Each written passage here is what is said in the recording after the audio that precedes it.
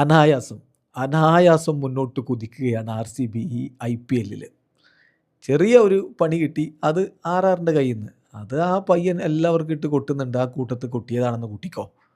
ബാക്കി സമഗ്രം സമ്പൂർണ്ണം ആധിപത്യം പുലർത്തിക്കൊണ്ട് R C B മുന്നോട്ട് കുതിക്കുന്ന കാഴ്ച.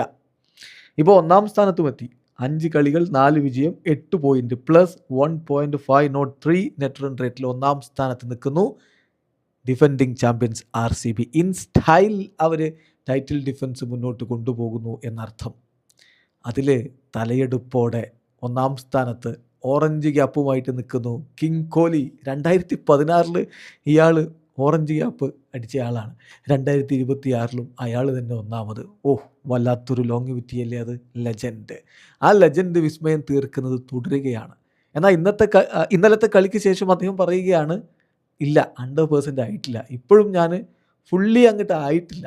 കഴിഞ്ഞ കളിക്ക് ചെറിയ പരിക്കിൻ്റെ പ്രശ്നങ്ങൾ, അതുപോലെ ഹെൽത്ത് വൈസും ഒക്കെ ആയിരുന്നില്ല. വരും അടുത്ത കളികളിൽ കൂടുതൽ മെച്ചപ്പെടുമെന്ന് അദ്ദേഹം പറയുമ്പോൾ ഇനിയും എത്രയെത്ര വിസ്മയങ്ങൾ നമ്മൾ കാത്തിരിക്കുന്നു എന്നതാണ് നമ്മൾ പ്രതീക്ഷിക്കേണ്ടത്. പിന്നെ ഇപ്പോൾ നിങ്ങൾ ഈ ഓറഞ്ച് ക്യാപ്പിൻ്റെ ലിസ്റ്റ് ഒന്ന് എടുത്ത് നോക്കുക. ടോപ്പ് 3 2 പേരും ആർ സി ബിക്കാരാണ്. നോക്കുക, 5 കളികൾ 5 ഇന്നിങ്സ് ഒരു നോട്ട് ഔട്ട്, 228 റൺസ്, 69 നോട്ട് ഔട്ടാണ് highest score, 57 average, 144 ball face ചെയ്തു, 158.33 സ്ട്രൈക്ക് റേറ്റിൽ, 2 അർദ്ധ സെഞ്ചുറി അടക്കം, 25 ഫോറും 8 സിക്സർ അടക്കമാണ് 228 റൺസുമായിട്ട് വിരാട് കോഹ്ലി ഒന്നാം സ്ഥാനത്ത് വിരാജിക്കുന്നത്.